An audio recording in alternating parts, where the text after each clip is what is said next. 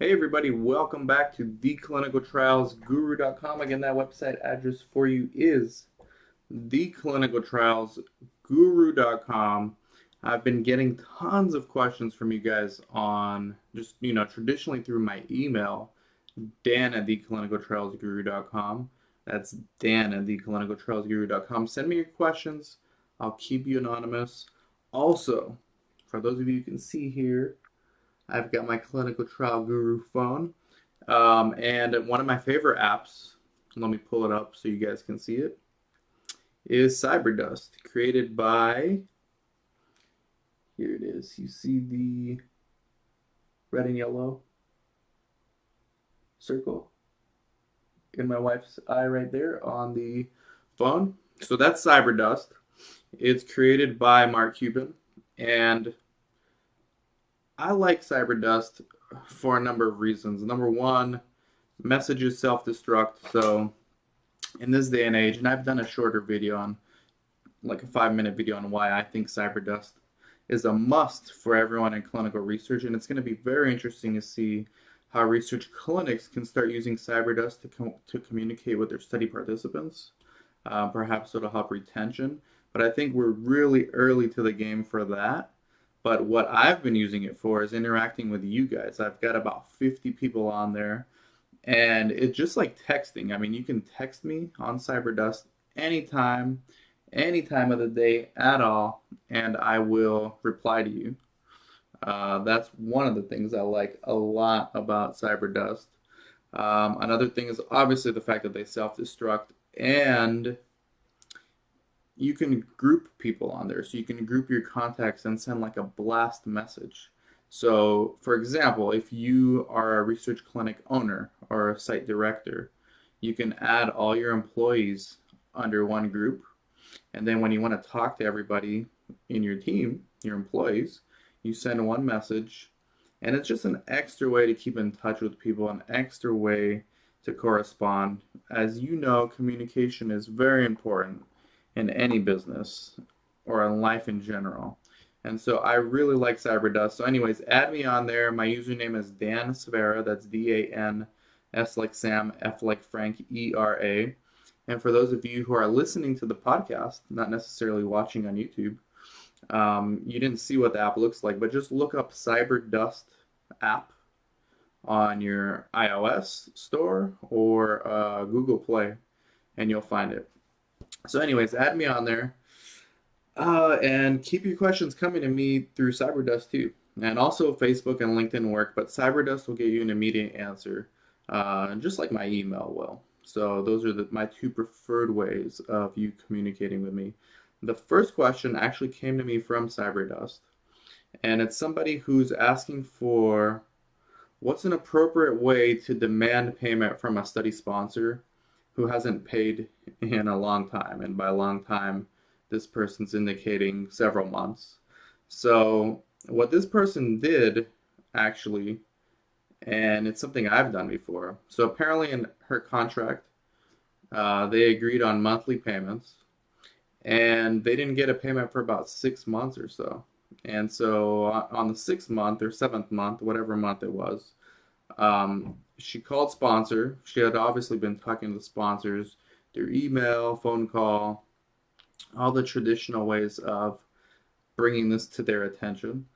And it didn't work. So what she did, she got pretty aggressive, and I would use this as a last resort only, but it is very effective. She denied the monitor access to her site. So they didn't let the monitor come in. They told the sponsor, no more monitors coming in until we get paid. And guess what? In 48 hours later, she received the payment. So it does work. This is a tactic that does work. It should be kind of a last ditch effort, last attempt before perhaps litigation even. So it's very aggressive. I've done it once.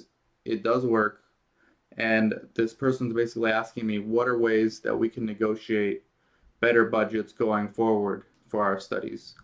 And one of the things, I mean, there's 3 key things that I would basically require. Okay, number one insist on monthly payments. No matter what they tell you, I don't care if they tell you they've never done monthly payments before, which is a lie, or they're not doing that. You get monthly payments. Okay, number two, any retainage that the sponsor keeps until the study's over should be 10% or less. On top of that, it should be 10% or less until a certain dollar amount is achieved in that retainage. So for those who don't know, I've done videos on this in the past, but retainer is basically a holdback. So the sponsor will hold a certain amount from each visit that they pay the site until the site's closed out. And the reasoning behind this is that when the sites are being asked to answer queries, when the study's closed out, they want to make sure the sites still have an incentive to answer queries and take care of regulatory tasks. And if all the payments have already been received up until that point, in theory, the sponsors think the sites are going to be less responsive. And that might be the case. I mean, I can definitely see their reasoning behind it, but don't accept anything less than 10%. And once a certain milestone has been achieved, like a cap. So I'm a realtor, in our brokerage, we have a cap. Once we hit our cap, meaning our fees that we paid the broker, we get 100% commission at that point. So same should be true for the studies and the budgets that you negotiate. 10% holdback, and make sure that once you cap at a certain number and pick a number, that there will no longer be a holdback. Try to negotiate that. The last one is a startup payment. So negotiate at least $5,000 because there's a lot that goes into starting a study. So negotiate at least a $5,000 non-refundable advance payment. That's to pay for the investigator's time going to the investigator's meeting, trainings for the staff, accommodating the site selection and site initiation visits. So all of this will be done before the site earns any money. And this is an excellent transition into our next topic, which is also a question sent to me by someone from Cyberdust. And they're telling me that they got a study. They worked really hard to get a study. So this person is in charge of getting studies for their clinic, right? They're a site director, business development, and they have a large practice, and this person's in charge of getting studies. So she worked really hard, got a study, and now guess what? The PI says they don't want to go to the investigator meeting. And her bosses are telling her that, they'll just cancel doing the study. But let me pause right there, okay? Most PIs these days do not look forward to going to investigator meetings. Okay, the investigator meetings used to be better. They used to be in more exotic locations, and now they tend to be in airport hotels like Dallas Airport. There's a hotel inside the Dallas Airport. That's one of the favorites. There's also one in Chicago, kind of the same setup. That's becoming another favorite for the sponsors. Sponsors are trying to cut back on what they're spending for R&D cost, which every business in our country and in the world is trying to do the same thing, cut costs. That's fine. But PIs are not wanting to go, understandably, to a lot of these investigator meetings. And guess what? Even when the investigator meetings were in more exotic locations like Miami, Brazil, Europe, Hawaii, even then some PIs are just extremely busy and don't have time to go. And it's not that they don't want to go. So this is a very common occurrence. It's not something that should make your site not want to do the study. Here's an example. I work with a site. They got a study. Their PI did not want to go to the investigator meeting. Sponsor, of course, insisted that we send the investigator. Okay, so what they ended up doing was they registered the investigator just in case the investigator was going to end up going. Because you never know. The PIs may want to go at the last minute, change their mind, and say, no, I can actually go. So they registered the PI. The PI didn't go, but they sent a sub-investigator to the meeting instead, and another rater, as well as the coordinator.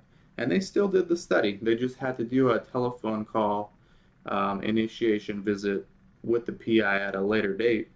But it worked. It worked well. And so this is not a reason for you to not do the study after you've worked really hard. Just instead of worrying about, oh my gosh, I did all this work and my PI doesn't want to go and they're going to do this for every single study. Just accept the fact that they will do this for every study going forward and find a way to prioritize and to plan what you're going to do in that case. Send a sub-by, send another coordinator, find a way to make it work. I know the structure of your particular business, CyberDust user. I know you can send somebody else in the PI's place. And don't let the sponsor tell you that it's mandatory that the PI goes. They're always going to say that. It's not mandatory. And don't let your site director stop the study. Have them watch this video. Send them the link. Say, hey, at minute 11:12,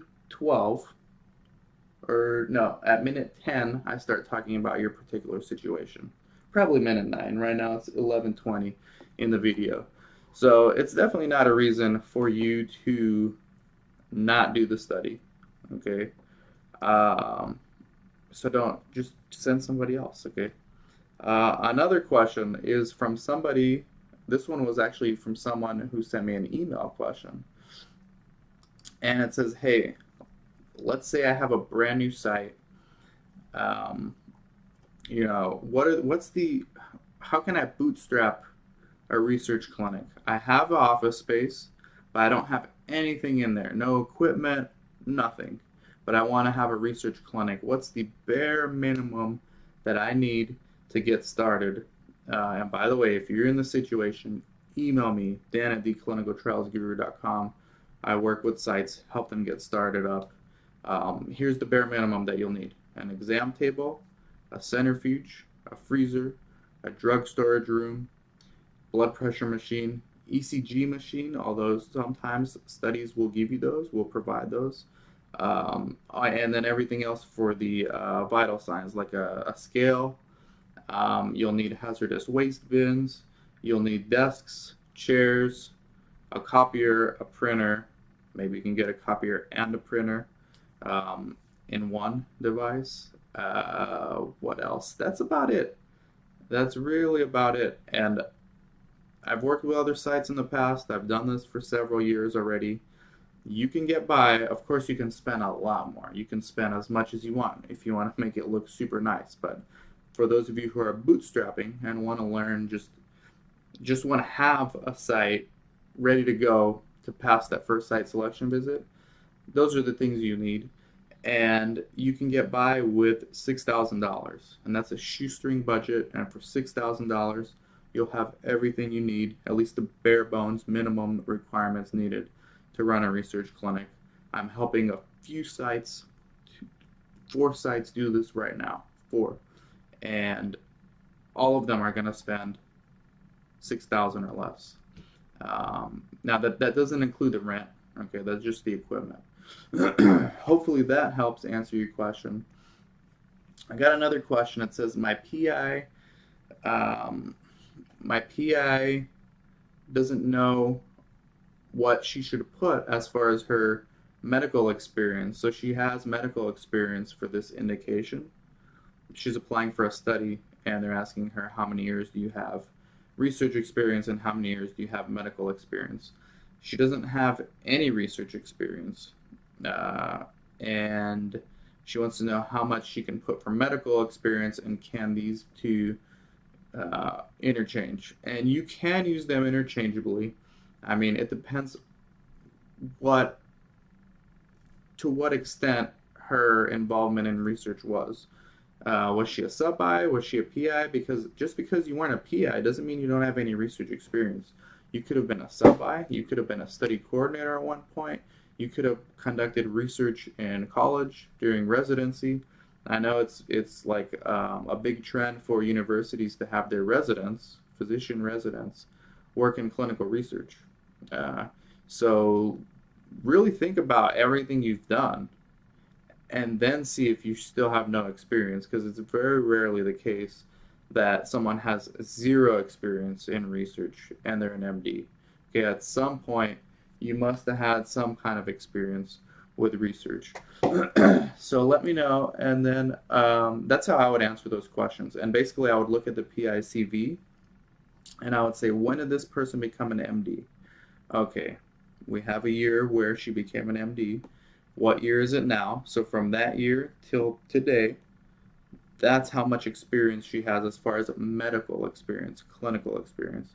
Research experience is different. Usually sponsors want to see at least 1 or 2 years of prior research experience. So try to look at your resume and see were you involved with research in any capacity at all. You could have been a study coordinator when you were a resident in med school. You could have done research before you went to med school. Any capacity at all. Think about it. Maybe did you do any publications? Did you do any investigator initiated research? I know a lot of drug companies are trying to get their doctors get more involved in research, and they're having them do their own investigator initiated research. So try to see if you can have 2 years, 1 or 2 years of research, clinical research experience, and then put it down in there. Last question. Now, a lot of you guys have been actually sending me emails about exchanging studies with me. I don't have a problem doing that. Email me, tell me what kind of studies you're looking for, and I get study leads all the time. Uh, so we can exchange study leads, no problem. Just email me, Dan at theclinicaltrialsguru.com. That's Dan at theclinicaltrialsguru.com. There was one more question I wanted to get into before I wrap up this podcast. And thank you guys for sending the questions to Dan at theclinicaltrialsguru.com. We hope you find this informative. So, was it this one? No, this was someone who wanted to partner with me on a startup. And by the way, if you want to open a research clinic, email me. I've helped sites before as well. Here it is. So this one's about the informed consent, FDA guidance on informed consent. So in July, someone sent me an article and they had a couple questions. They wanted my commentary on this. So in July, the FDA proposed replacing its 17-year-old guidance on informed consent with a newer version. Informed consent means that anyone who signs up for a study should do so willingly and with as full an understanding of the research as possible. So this is from Quorum IRB's blog. Okay, while both the current and the proposed version of the guidance stress that the consenting process must be more than presenting a document to sign, the new language suggests a change in emphasis. So the 1998 guidance puts a signed consent form front and center. The consent form document should be the basis for a meaningful exchange between the PI and the subject. But the new version, 2014 version, reflects a demotion of sorts for the printed word. Obtaining a subject's oral or written informed consent is only part of the consent process. Throughout this new version, the FDA distinguishes between the informed consent process and the informed consent document. The guidance also encourages options to text-only consent forms, and then it gets into some technical details. So some of the new issues are basically the old guidance from the FDA stressed the actual document. Okay, that's the informed consent. The new version, you still have the informed consent document, but it's more of the process of consent. So the informed consent process is kind of an ongoing thing. It's an ongoing education to the study participant, even while they're in the study already for a while. Anything new that comes up, any safety issues, all those safety letters that you may receive when conducting a study, you can discuss those with the study participants and tell them, hey, look, we're learning more about this trial. Be on the lookout for this. A lot of people are reporting headaches, or a lot of people are reporting nausea. This is an example of informed consent process. So the draft guidance addresses issues that the previous version didn't mention. Investigator's conflict of interest. So twice the draft guidance discusses the possible relevance of a researcher's financial ties to a study. Recruitment of study subjects. The FDA said elsewhere that advertisements start the process that educates the subjects about research. Now the FDA's viewpoint appears as part of a comprehensive discussion about informing participants about a study. So the FDA says that actually the recruiting starts with the advertisements. And that's why you need IRB approval for study-specific advertisements, but you do not need IRB approval if you're just promoting your own research clinic. Say, hey, we conduct studies for asthma, diabetes, and ulcerative colitis. And actually, someone else sent me a question on CyberDust about this very topic. Do we need to run IRB approved ads, or do we need to get IRB approval for our ads online or on TV or on the radio or in the newspaper, where we're not advertising specific studies, but we're promoting our own site? The answer is no, you don't need it. And so this thing goes on and on. You can find it at Quorum Review on their blog about the FDA's proposed new guidance. I'm not going to get into all of it because it's kind of boring, but you get the idea. So it's the informed consent is not just a document, but it's a process, and it's throughout when you start screening the subject, when you start recruiting the subject, to after they finish. Usually, whatever the protocol says, usually there's a safety follow-up call or something. During the entire time that the subject's in the trial, informed consent process is an ongoing thing. Okay, that's the take-home message. All right, I want to give a shout out to my Clinical Trial Guru producers. If you want to be a Clinical Trial Guru producer, it's $99. It's a lifetime membership. It's easy. I bill you through PayPal. That's it. Email me, dan@theclinicaltrialsguru.com. So it's Sarah Elizabeth Siegler, South Coast Clinical Trials, Resolve Research Solutions, Accurate Clinical Trials, PTNR, Erdhart Clinical Research, Tradestone LLC, Breakthrough Clinical Trials, Kulkarni Law Firm, Biopharm Systems, Zymewire, Mosio, St. Paul Medical Research Center, Investigators Research Group, Phlebotomy Services, Atria Clinical Research Management, Rheumatic Disease Clinical Research Center, Clinexus Research LLC, and Coastal Connecticut Research LLC. Add me on CyberDust, Dan Sfera, username Dan Sfera, CyberDust. Right there, CyberDust. Okay, next to Starbucks, you see. Email me, dan@theclinicaltrialsguru.com. Let's interact. I'll keep you anonymous unless you want to. And I'm really trying to connect with all of you guys out there in the clinical research community. I don't care if you're someone who wants to work in the industry, if you're a PI looking to get started doing clinical research, if you're a business person looking to open up some clinics, if you're for someone from a CRO or someone who wants to be a monitor, or even study participants. Email me, CyberDust me, find me on social networks. I'm pretty accessible. And I want to thank you guys for watching. Dan@theclinicaltrialsguru.com. Also, theclinicaltrials.guru. Take care.